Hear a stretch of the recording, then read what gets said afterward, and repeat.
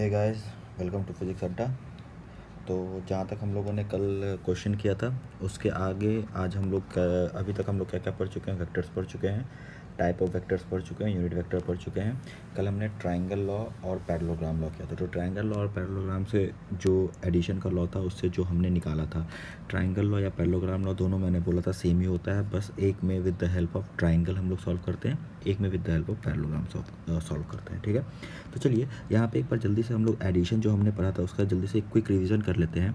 सबसे पहले देखते हैं कि पैरेललोग्राम लॉ या ट्रायंगल लॉ दोनों में से कोई सा भी एक लॉ देख लेते हैं। क्या पढ़ा था, मान लेते हैं दो वेक्टर था आपका। ठीक है, दिस इज ए वेक्टर और ये है आपका बी वेक्टर। पैरेललोग्राम लॉ से क्या करते थे कि इन दोनों के हेल्प से हम लोग एक पैरेललोग्राम बनाते थे। तो पैरेललोग्राम बनाने के लिए क्या करते थे कि इसी तरह का जो है यहाँ पे बी बना देते थे और यहाँ पे ए बना देते थे, जो कि एक दूसरे क्या होते थे, पैरेलल होते थे। तब एक जो रिजल्टेंट कौन होता था, रिजल्टेंट वो वेक्टर होता था जो कौन सा वेक्टर होगा रिजल्टेंट, जो इन दोनों के जॉइंट पॉइंट से पास करेगा। ऐसा इस पैरेललोग्राम का डायगोनल जो इन दोनों के टेल से पास करेगा, इसलिए इसको हम लोग टेल टू टेल एडिशन भी बोलते हैं। तो ये हो गया इसका resultant. Okay, this is resultant. तो रिजल्टेंट का मतलब क्या होता है, रिजल्टेंट का मतलब होता है, रिजल्टेंट का मतलब हुआ कि ए वेक्टर प्लस बी वेक्टर का मैग्नीट्यूड, अगर रिजल्टेंट का मैग्नीट्यूड निकाले तो। और मैंने बताया था कि रिजल्टेंट अगर ए से एंगल अल्फा बना रहा है और बी से एंगल कितना बना रहा है, बीटा बना रहा है, ये मैंने कल आपको बताया था। तो यहाँ पे अगर देखेंगे तो रिजल्टेंट कितना आया था, अंडर रूट ऑफ ए के मॉड का स्क्वायर प्लस बी के मॉड का square plus 2ab cos theta, ये रिजल्टेंट आया था। और यहाँ पे हमने ये एक अल्फ़ा भी निकाला था, डायरेक्शन भी निकाला था। तो डायरेक्शन क्या निकाला था, tan अल्फ़ा निकाला था। tan अल्फ़ा की वैल्यू कितनी आई थी, अल्फ़ा किसके साथ एंगल है, ए के साथ एंगल है। तो अल्फ़ा जब ए के साथ एंगल है तो मैंने क्या बोला था, ऊपर बी लिख देने के लिए, नीचे ए प्लस बी। अब tan है तो यहाँ पे साइन थीटा, नीचे क्या हो जाएगा, cos theta. Similarly tan beta हम लोगों ने निकाला था, tan beta is equal to, beta किसके साथ एंगल है, बी के साथ एंगल है। तो ऊपर ए लिखा जाएगा, नीचे बी प्लस क्या हो जाएगा, ए, और ये हो जाएगा साइन थीटा, नीचे हो जाएगा कॉस थीटा। ठीक है, तो ये बात हम लोगों ने की थी। ठीक है, अब आगे देखते हैं, इस पे हम लोग कुछ क्वेश्चंस करते हैं। तो जो पहला क्वेश्चन है, जो फर्स्ट क्वेश्चन है, जो मैं आप लोग को यहाँ पे दे रहा हूँ, जो फर्स्ट क्वेश्चन है नोट कीजिएगा और बनाइएगा। ठीक है, फर्स्ट क्वेश्चन क्या है, फर्स्ट क्वेश्चन बोल रहा है कि आपके पास दो वेक्टर है, टू वेक्टर ऑफ मैग्नीट्यूड, बनाइएगा, two vectors of magnitude 4 Newton and 6 Newton at an angle of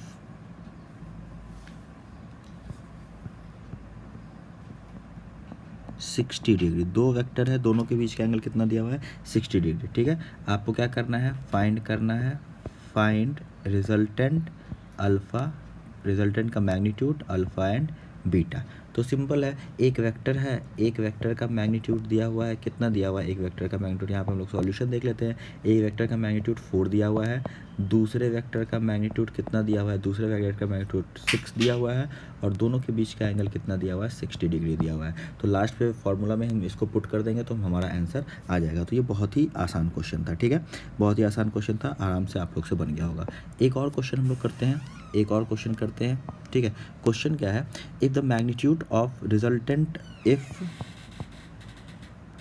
the magnitude of resultant of 2 Newton and 3 Newton, दो वेक्टर है, एक 2 न्यूटन का, एक 3 न्यूटन का, इसका रिजल्टेंट का मैग्नीट्यूड दिया हुआ है इज़ 4 न्यूटन।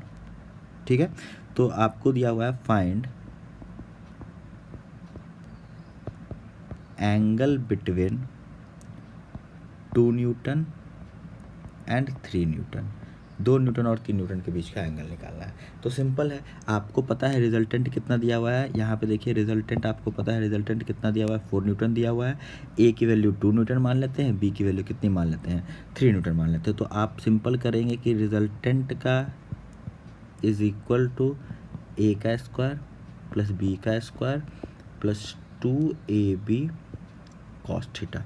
तो रिजल्टेंट का मैग्नीट्यूड कितना दिया हुआ है, 4 दिया हुआ है, is equal to under root A का स्क्वायर मतलब 2 का स्क्वायर, बी का स्क्वायर मतलब 3 का स्क्वायर प्लस 2 इंटू ए इंटू बी मतलब 2 इंटू 3 इंटू क्या हो गया आपका कॉस थीटा।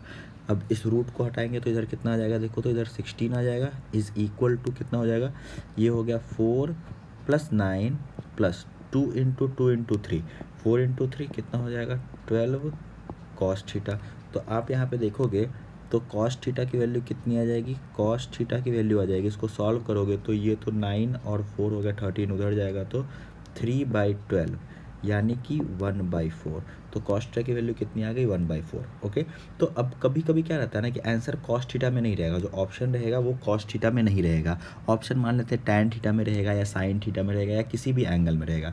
तो उसको कैसे सॉल्व करेंगे, तो एक तो आंसर आप ये दिमाग में रखिएगा कि एक आंसर आपका हो गया ये, एक आंसर आपका हो गया कॉस थीटा की वैल्यू 1/4। तो इसका मतलब हो गया थीटा क्या होता है, हो गया कॉस इनवर्स 1/4। एक तो आंसर आपका ये हो गया। ओके, लेकिन मैंने क्या बोला कि आंसर कभी कभी कॉस के टर्म में नहीं रहेगा, साइन के टर्म में हो सकता है, टैन के टर्म में हो सकता है। तो उसको कैसे सॉल्व करेंगे, ध्यान दीजिए।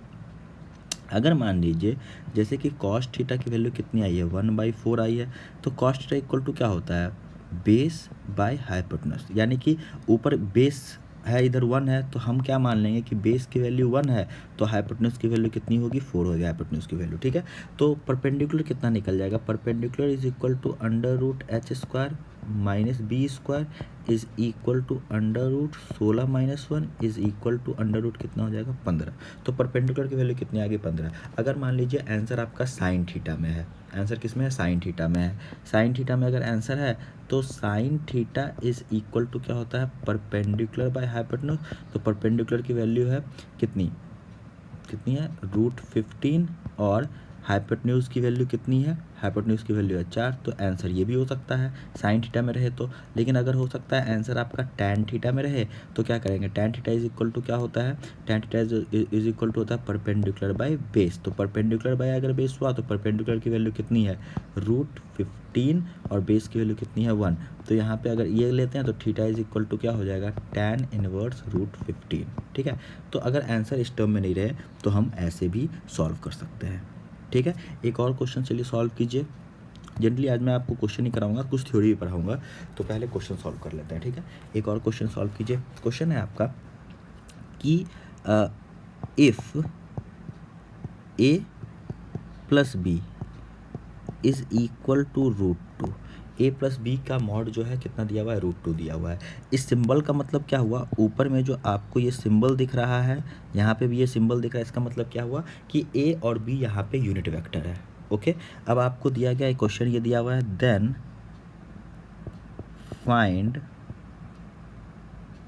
वैल्यू ऑफ, वैल्यू आपको निकालनी है, किसकी वैल्यू निकालनी है a + b, एक सेकेंड, a + √8b, इसकी वैल्यू निकालनी है। तो सबसे पहले देखिए कि आपका क्या दिया हुआ है, सॉल्यूशन इसका कैसे होगा। आपका क्या दिया हुआ है, आपका ये दिया हुआ है कि a और b जो है आपका यूनिट वेक्टर है, यानी कि a का मैग्नीट्यूड भी 1 होगा और b का मैग्नीट्यूड भी कितना होगा 1 होगा। ठीक है, तो सॉल्यूशन इसका कैसे करेंगे, ध्यान दीजिएगा, इसका सॉल्यूशन हम लोग कैसे करेंगे। देखिए a का मैग्नीट्यूड कितना है 1 है और b का भी मैग्नीट्यूड कितना है, b का भी मैग्नीट्यूड 1 है। तो ये mod of a + mod of b का mod of a + mod of b का मतलब क्या हुआ, इसका मतलब हुआ कि a और b का रिजल्टेंट मतलब a के मॉड का स्क्वायर प्लस b के मॉड का स्क्वायर प्लस 2 a का मॉड b का मॉड इंटू दोनों के बीच का एंगल यानी कि कॉस थीटा। ठीक है, यही हुआ। और इसकी वैल्यू कितनी दी हुई है, इसकी वैल्यू दी हुई है √2। ओके, तो दोनों तरफ से इन दोनों इक्वेशन में, ये इक्वेशन और ये इक्वेशन में दोनों तरफ √2 है, तो दोनों तरफ से हम लोग √2 हटा सकते हैं, √2 हटा सकते हैं। तो दोनों तरफ से अगर रूट हटा दीजिएगा तो यहाँ बचेगा 1 का a का स्क्वायर। तो a कितना दिया हुआ है, a यहाँ पे 1 दिया हुआ है, तो 1 का स्क्वायर कर दीजिए तो 1 + 1 + 2 और ये भी 1 हो गया इंटू कॉस थीटा इसको भी स्क्वायर कर चुके हो दोनों साइड, इज इक्वल टू 2 हो गया। तो अब देखिएगा यहाँ से, तो ये दोनों भी 2 और इधर भी 2, तो दोनों कैंसिल हो गया। तो यहाँ से क्या आ जाएगा, यहाँ से आ जाएगा कि कॉस थीटा की वैल्यू 0 हो चुकी है। कॉस थीटा अगर 0 है तो थीटा कितना हो जाएगा, 90 डिग्री हो जाएगा। यानी कि दोनों के बीच का एंगल हमने कितना निकाल लिया है, 90 डिग्री निकाल लिया है। अब दोनों के बीच का एंगल निकल गया 90 डिग्री, तब क्या करेंगे, दोनों के बीच का एंगल निकल गया कितना, 90 डिग्री। तब हम लोग क्या करेंगे, अब दूसरा वाला जो आपको फाइंड करना है, ये आपको फाइंड करना है। अब इस पे कंसंट्रेट करते हैं, ठीक है, इस पे कंसंट्रेट करते हैं। तो ये है क्या, चलिए आगे देखते हैं। आपको मेन अब क्या निकालना है, आपको निकालना है a प्लस रूट 8b का मॉड।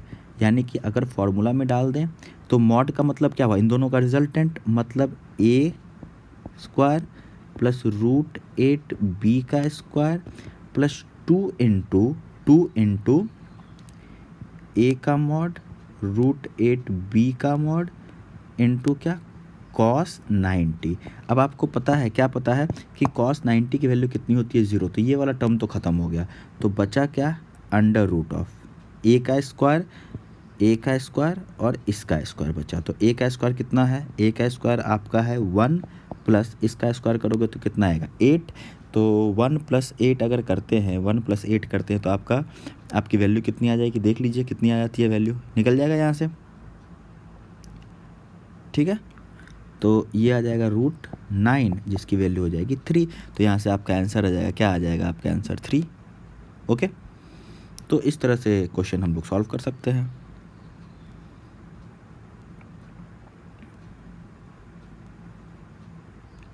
ठीक है, चलिए अगले क्वेश्चन की तरफ बढ़े। अगले क्वेश्चन की तरफ हम लोग बढ़ते हैं। एक और क्वेश्चन है जो हम लोग सॉल्व कर सकते हैं, वो ये है कि क्वेश्चन देखिए, क्वेश्चन देखने से पहले आप एक कॉन्सेप्ट समझिए, ध्यान से समझिएगा ये कॉन्सेप्ट जो मैं आपको बता रहा हूँ। ये कॉन्सेप्ट पहले समझ लेते हैं। देखिए, 2 वेक्टर है आपका, ये हुआ आपका ए वेक्टर, ये हुआ आपका बी वेक्टर। अब इन दोनों वेक्टर का रिजल्टेंट कहाँ से पास करेगा, इन दोनों वेक्टर का जो रिजल्टेंट होगा, इन दोनों वेक्टर का रिजल्टेंट मतलब ऐड करने पर जो रिजल्टेंट आता है, इन दोनों वेक्टर का जो एडिशन वाला ऐड करने पे जो वैल्यू आती है, ऐड करने पे जो रिजल्टेंट आता है, वो कहाँ से क्रॉस करेगा, वो इन दोनों के बीच से क्रॉस करेगा। कहीं से भी क्रॉस करता है, लेकिन इन दोनों के बीच से ही क्रॉस करेगा और इन दोनों के प्लेन में ही रहेगा, ये हम लोग अभी देखेंगे। तो ये हो गया आपका रिजल्टेंट। क्या है रिजल्टेंट, मतलब हुआ ये ए वेक्टर प्लस बी वेक्टर, मतलब इसका एडिशन हो गया, इन दोनों क्या हो गया, एडिशन हो गया। यानी कि 2 वेक्टर जो है ये वेक्टर और ये वेक्टर, इसका जो रिजल्टेंट है हमेशा इन दोनों के बीच से ही क्रॉस करेगा। अब हो सकता है ये एंगल और ये एंगल सेम भी हो, और हो सकता है ये एंगल और ये एंगल अलग अलग भी हो, तो ये हम लोग केस देखेंगे। लेकिन इतना पता है कि 2 वेक्टर का जो एडिशन होगा वो दोनों वेक्टर के बीच से ही क्रॉस करेगा, ठीक है, दोनों वेक्टर के बीच से ही क्रॉस करेगा। अब देखिए, अब एक क्वेश्चन आपसे पूछा जाएगा, हमेशा इस तरह का क्वेश्चन पूछा जाता है। एक क्वेश्चन आपसे पूछा जाएगा, क्या क्वेश्चन रहेगा, ध्यान दीजिएगा। क्वेश्चन आपसे पूछा जाएगा कि इस तरह का क्वेश्चन है, ठीक है, द रिजल्टेंट ऑफ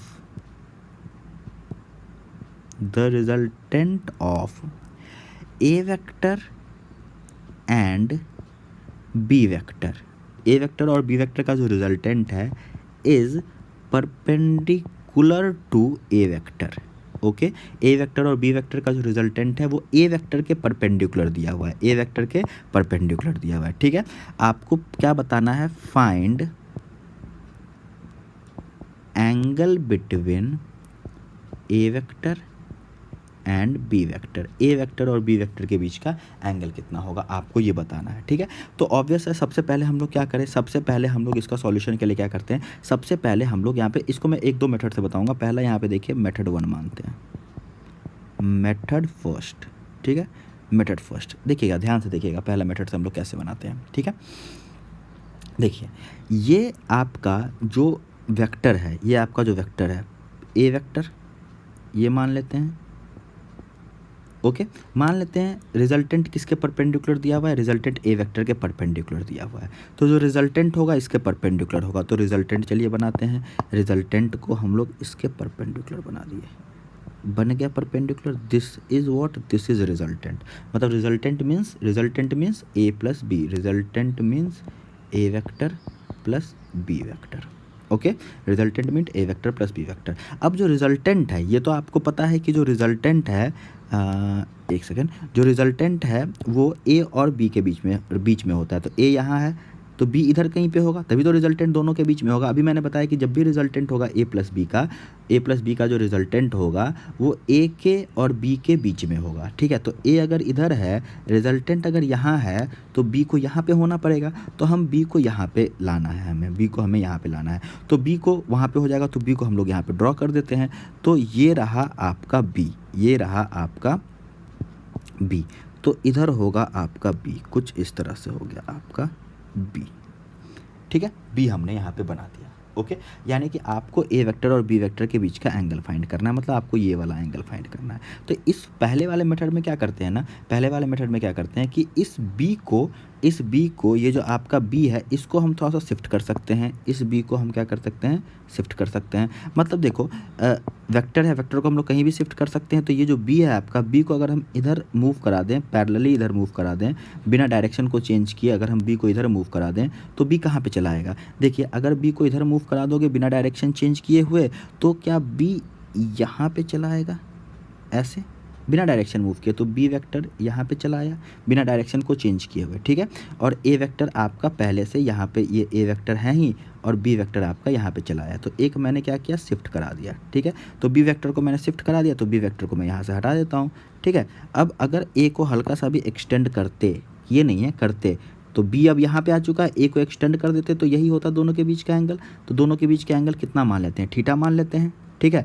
तो अगर ये थीटा है, तो ये वाला एंगल कितना होगा, ये वाला एंगल कितना होगा बताइए, टोटल 180। तो ये वाला एंगल हो जाएगा 180 माइनस थीटा। कितना हो जाएगा, 180 माइनस थीटा। अब आपको एक ट्राइंगल दिख रहा है, ये ट्राइंगल दिख रहा है, ओके। रिजल्टेंट परपेंडिकुलर है तो ये 90 डिग्री है, ये आपको एक ट्राइंगल दिख रहा है। अब इस ट्राइंगल में देखो ये एंगल दिया हुआ है 180 माइनस थीटा। तो अगर हम करते हैं cos 180 minus theta, cos 180 minus theta, तो cos theta is equal to क्या हो जाता है, बेस बाय हाइपोटेनस। तो बेस कितना दिया हुआ है, बेस का मैग्नीट्यूड है ए और हाइपोटेनस का मैग्नीट्यूड कितना बी, ठीक है। मतलब यहाँ पे क्या लेंगे, लेंथ ही लेते हैं ना, एंगल जब निकालेंगे तो ट्राइंगल का लेंथ लेते हैं। तो ट्राइंगल का लेंथ मतलब क्या हो गया, ट्राइंगल का लेंथ मतलब हुआ इसका मैग्नीट्यूड, तो ए का मैग्नीट्यूड और बी का मैग्नीट्यूड। अब आपको पता है कि cos 180 minus theta, 180 minus theta, cos 180 minus theta कितना होता है,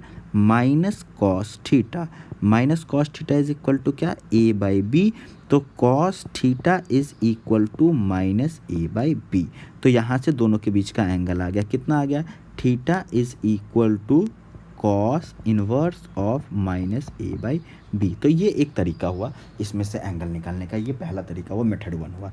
हमारे पास दूसरा तरीका भी है, हम लोग सेकेंड तरीका से भी निकाल सकते हैं। यहाँ पे हम लोग देखते हैं मेथड 2। मेथड 2 सेकेंड मेथड क्या है, देखिए क्वेश्चन क्या दिया हुआ था, क्वेश्चन दिया हुआ था कि ये रहा ए वेक्टर और ये हो जाएगा बी वेक्टर, क्योंकि रिजल्टेंट परपेंडिकुलर है और इन दोनों के बीच में हमारा क्या है, प्यारा सा रिजल्टेंट है। इन दोनों के बीच में हमारा प्यारा सा रिजल्टेंट है और रिजल्टेंट ए से एंगल कितना बना रहा है, परपेंडिकुलर है तो कितना एंगल बना रहा है, 90 डिग्री। आपको ये पता है कि रिजल्टेंट ए से एंगल कितना बनाता है, अगर tan अल्फ़ा बनाता है तो ये अल्फ़ा किसके साथ एंगल है, with A, angle of resultant with A, ठीक है। तो ए के साथ अगर एंगल है तो ऊपर क्या चला जाता है, बी, और नीचे चला जाता है ए प्लस बी, और क्या हो जाता है, ये दोनों के बीच का एंगल कितना हो जाता है, ऊपर चला जाता है साइन थीटा, थीटा दोनों वेक्टर के बीच का एंगल होता है, नीचे चला जाता है कॉस थीटा, ओके। यही होता है, ऊपर चला जाता है साइन थीटा, नीचे चला जाता है कॉस थीटा, यही थीटा होता है दोनों वेक्टर के बीच का एंगल। तो tan alpha is equal to, ये फार्मूला होता है। अल्फ़ा क्या होता है, अल्फ़ा होता है रिजल्टेंट का एंगल ए के साथ। अल्फ़ा क्या होता है, रिजल्टेंट का एंगल ए के साथ, ये 90 डिग्री है। तो यहाँ पे अल्फ़ा के बदले हम लोग क्या लिखते हैं, tan 90। अब tan 90 की वैल्यू क्या होती है, tan 90 is equal to sin 90 by cos 90। sin 90 की वैल्यू 1, cos 90 की वैल्यू 0। अब इस पूरे इक्वेशन को अगर आप देखोगे, इसको इक्वेशन को अगर हम देखते हैं तो नीचे 0 है, यहाँ पे नीचे 0 है और यहाँ पे नीचे ये है, ऊपर वाले की वैल्यू यहाँ पे b sin थीटा और ये 1 है, ठीक है। तो नीचे वाले की वैल्यू यहाँ पे 0 है तो नीचे वाले की वैल्यू 0 के बराबर होनी चाहिए, यानी कि क्या हो जाएगा, यहाँ पे a plus B cos theta जो है इसकी वैल्यू 0 के बराबर, तो कॉस थीटा फिर से कितना आ जाएगा, माइनस ए बाई बी, ठीक है, जो हमने पिछली बार निकाला था। ठीक है, तो ये हमने दो तरीका बताया, ये आपको मैंने यहाँ पे दूसरा तरीका बताया। ठीक है, इसी तरह जब हम लोग रिजोल्यूशन ऑफ वेक्टर पढ़ेंगे, वेक्टर को दो कंपोनेंट में तोड़ना पढ़ेंगे, कैसे हम लोग वेक्टर को दो कंपोनेंट में तोड़ते हैं, तो वहाँ पे हम लोग एक और तरीका सीख जाएंगे। फिलहाल आपको मतलब समझ में आया होगा कि अगर दो वेक्टर के बीच का रिजल्टेंट परपेंडिकुलर दिया हुआ है, इसका मतलब क्या होता है, ये सारी चीज़ें आपको समझ में आई होंगी। ठीक है, ओके, चलिए हम लोग आगे बढ़ते हैं नेक्स्ट टॉपिक की तरफ। ठीक है, नेक्स्ट टॉपिक देखिए हमारा क्या है, अब देखिएगा ध्यान से। अब कुछ हम लोग केसेस पढ़ते हैं, देखिए रिजल्टेंट क्या होता है, रिजल्टेंट होता है under root A square plus B square plus 2ab cos theta, ये रिजल्टेंट होता है। ठीक है, अब यहाँ पे देखिए रिजल्टेंट की ये जो वैल्यू है किस चीज़ पे डिपेंड कर रही है, ए और बी और ए बी और कॉस थीटा पे। चलिए ये सब चीज़ तो फिक्स है, ये सब चीज़ तो गिवन रहेगा। एंगल में अगर ए और बी अगर गिवन है पहले से, तो ये जो रिजल्टेंट है ये डिपेंड कर रहा है दोनों के बीच का एंगल पे, यानी कि रिजल्टेंट डिपेंड कर रहा है कॉस थीटा पे। रिजल्टेंट किस पे डिपेंड कर रहा है, कॉस थीटा पे। यानी कि रिजल्टेंट की वैल्यू मैक्सिमम कब होगी, रिजल्टेंट की वैल्यू सबसे ज़्यादा कब होगी, जब कॉस थीटा की वैल्यू सबसे ज़्यादा होगी। यानी कि यहाँ पे अगर हम देखें तो रिजल्टेंट की वैल्यू मैक्सिमम कब होगी, जब ये जो कॉस थीटा है इसकी वैल्यू मैक्सिमम होगी, क्योंकि डायरेक्टली प्रोपोर्शनल दिख रहा है आपको, यहाँ पे दिख रहा है ना कि जब जैसे जैसे कॉस थीटा की वैल्यू बढ़ती जाएगी वैसे वैसे रिजल्टेंट की वैल्यू भी बढ़ती जाएगी। ठीक है, तो रिजल्टेंट की वैल्यू सबसे ज़्यादा कब होगी, जब कॉस थीटा की वैल्यू मैक्सिमम होगी। यानी कि रिजल्टेंट मैक्सिमम कब होगा, जब कॉस थीटा क्या होगा, कॉस थीटा की वैल्यू क्या होगी, मैक्सिमम होगी। और कॉस थीटा की, एक सेकेंड, हाँ, तो कॉस थीटा की वैल्यू क्या होनी है, आपकी मैक्सिमम होनी है। और कॉस थीटा की मैक्सिमम वैल्यू होती कितनी है, कॉस थीटा की मैक्सिमम वैल्यू आपको जैसे कि पता है, यहाँ पे मैं आपको बताता हूँ कि कॉस थीटा जो होता है 1 से लेके -1 के बीच में होता है। याद रखिएगा, बेसिक मैथमेटिक्स में सब हम लोग देखेंगे, कॉस थीटा जो होता है -1 से 1 के बीच में होता है। यानी कि कॉस थीटा की मैक्सिमम वैल्यू 1 होती है और कॉस थीटा की मिनिमम वैल्यू कितनी होती है, -1 होती है। ठीक है, ये चीज़ याद रखिएगा, कॉस थीटा की मैक्सिमम वैल्यू 1 होती है और मिनिमम वैल्यू -1 होती है। ठीक है, ये याद रखिएगा। सिमिलरली साइन थीटा की मैक्सिमम वैल्यू 1 होती है और मिनिमम वैल्यू -1 होती है, यानी कि कॉस थीटा की मैक्सिमम वैल्यू के बराबर होगा। और कॉस थीटा की मैक्सिमम वैल्यू कितनी होती है, कॉस थीटा की जो मैक्सिमम वैल्यू है, कॉस थीटा की मैक्सिमम वैल्यू कितनी होती है, 1 होती है।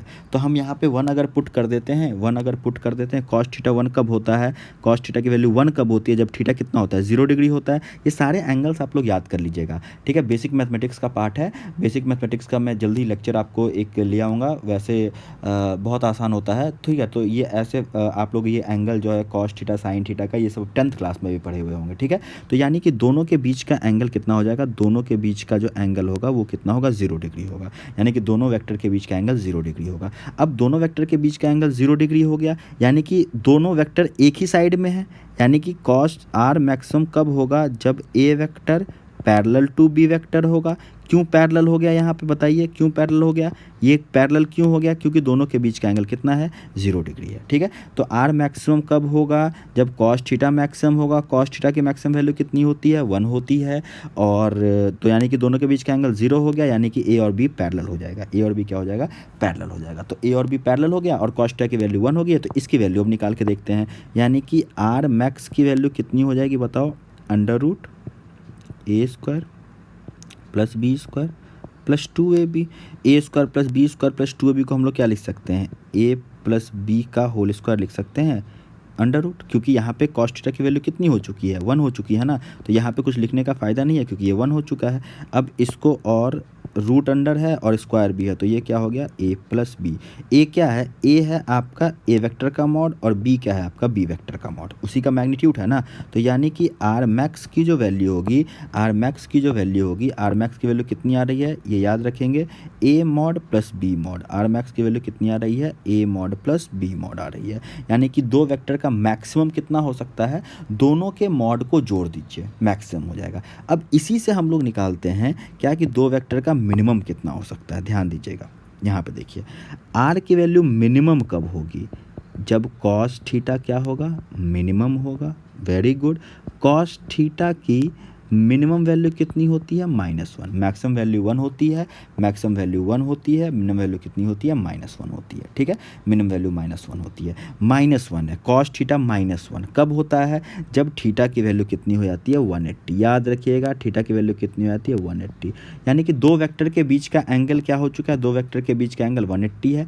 दो वेक्टर के बीच का एंगल 180 है, इसका मतलब क्या हुआ कि A and B are anti parallel. Anti parallel यानी कि रिजल्टेंट मिनिमम कब होगा, जब दोनों एंटी पैरेलल होंगे। ठीक है, ध्यान दीजिए।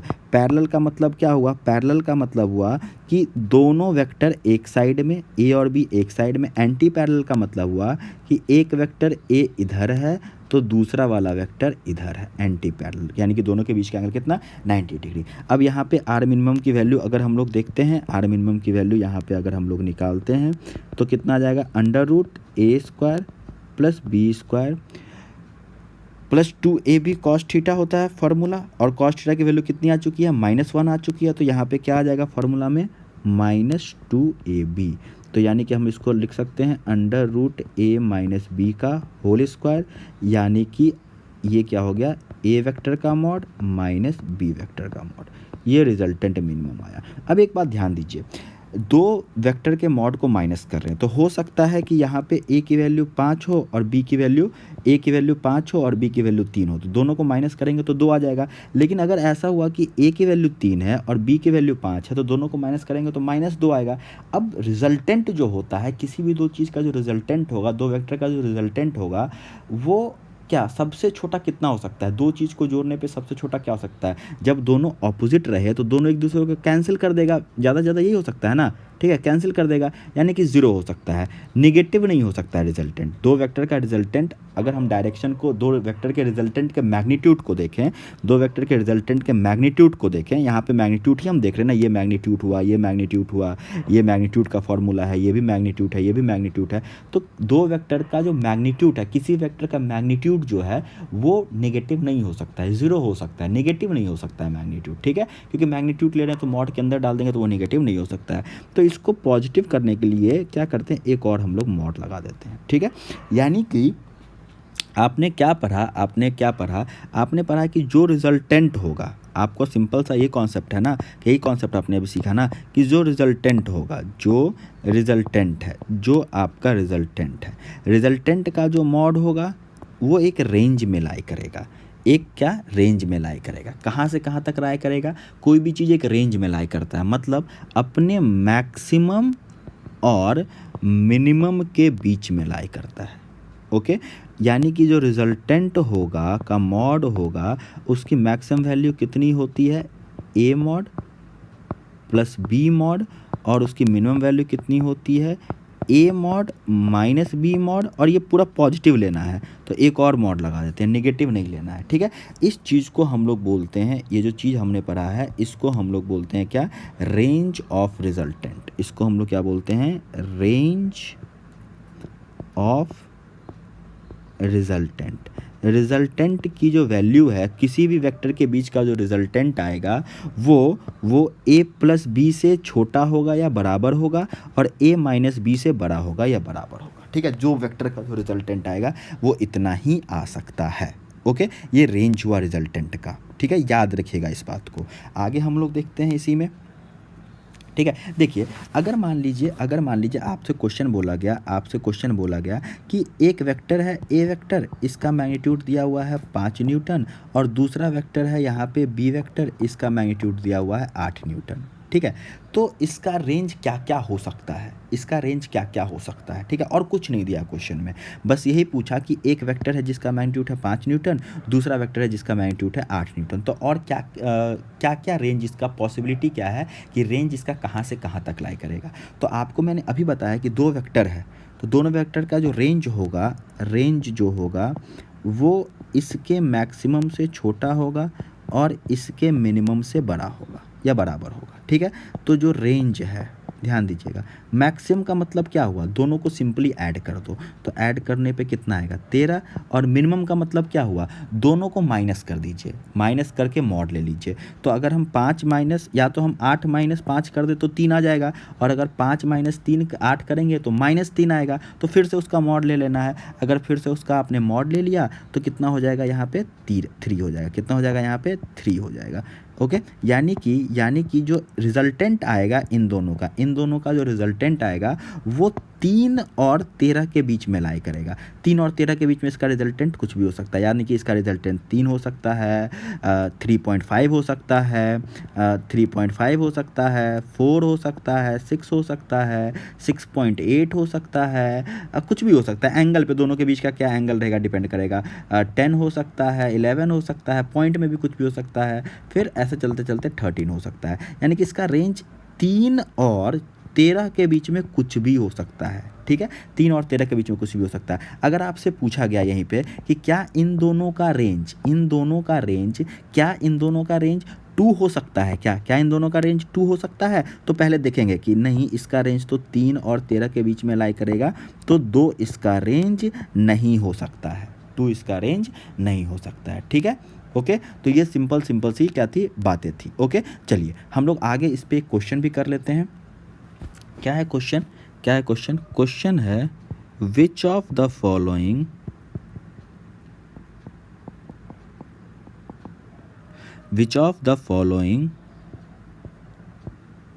ग्रुप ऑफ फोर्स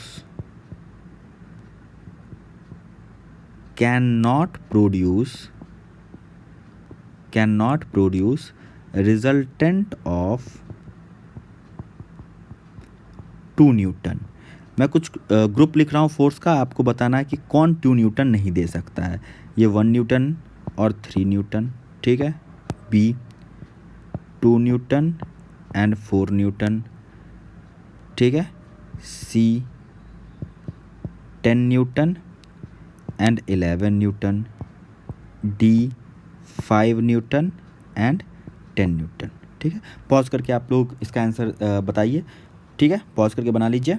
ओके, ठीक है, तो आपने मुझे लगता है बना लिया होगा। अब देखो इनका रेंज क्या क्या हो सकता है। पहले देखो क्या बोला है कि इस चारों में से, ये जो चारों दिया हुआ है, इसमें से किसका रिजल्टेंट 2 न्यूटन नहीं आ सकता है। क्या इन दोनों का रिजल्टेंट 2 न्यूटन आ सकता है, इसका आ सकता है, इसका आ सकता है, इसका आ सकता है। आपसे पता किसका नहीं आ सकता है, तो देखो इसका जो रिजल्टेंट होगा, इसका जो भी रिजल्टेंट होगा, पहले वाले का रिजल्टेंट जो होगा, दोनों को ऐड कर दो, इसको और इसको ऐड कर दो, तो कितना हो सकता है मैक्सिमम 4, और दोनों को माइनस करो तो मिनिमम कितना हो सकता है 2, माइनस करके मॉड लेना है। तो इसका रिजल्टेंट जो है 2 और 4 के बीच में लाई करेगा, 2 भी हो सकता है और 4 भी हो सकता है, यानी कि 2 से लेके 4 तक कुछ भी हो सकता है। तो ये इसका रिजल्टेंट 2 न्यूटन हो सकता है, तो ये तो ऑप्शन में नहीं होगा। ठीक है, ये तो ऑप्शन में नहीं होगा क्योंकि इसका 2 हो सकता है। ठीक है, आपसे पूछा गया है कि किसका 2 नहीं हो सकता है, कैन नॉट।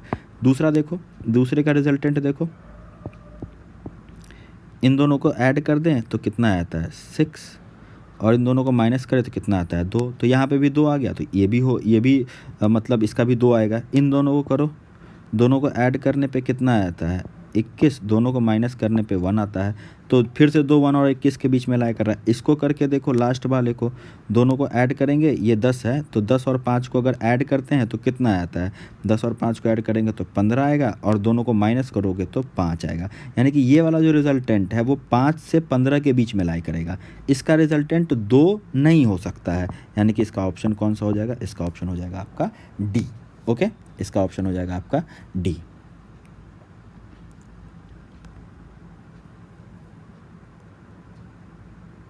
ठीक है, चलिए तो आज के लिए इतना ही रहने देते हैं। फिर आप एक बार जो मेरा जो चैनल है फिजिक्स अड्डा, आप उसको ज़रूर से लाइक कर लीजिए, सब्सक्राइब कर लीजिए, और जो भी आपके दोस्त हैं जो पढ़ते हैं, एकदम बेसिक्स हम लोग स्टार्ट कर रहे हैं, जो भी 11th में है, 12th में है, टारगेट में 12th के भी का भी वीडियो मैं बहुत ही जल्द लाने वाला हूँ, तो जो लोग 12th के हैं वो भी वीडियो आराम से देख सकते हैं। ठीक है, और फिर जो लोग 10th में हैं और 9th में, उनके लिए भी मैं कुछ जल्द ही लाने वाला हूँ। ठीक है, तो चलिए मिलते हैं, लाइक और शेयर ज़रूर कर दीजिए। तब तक के लिए bye bye, good night, tata, Jai Hind, जय भारत।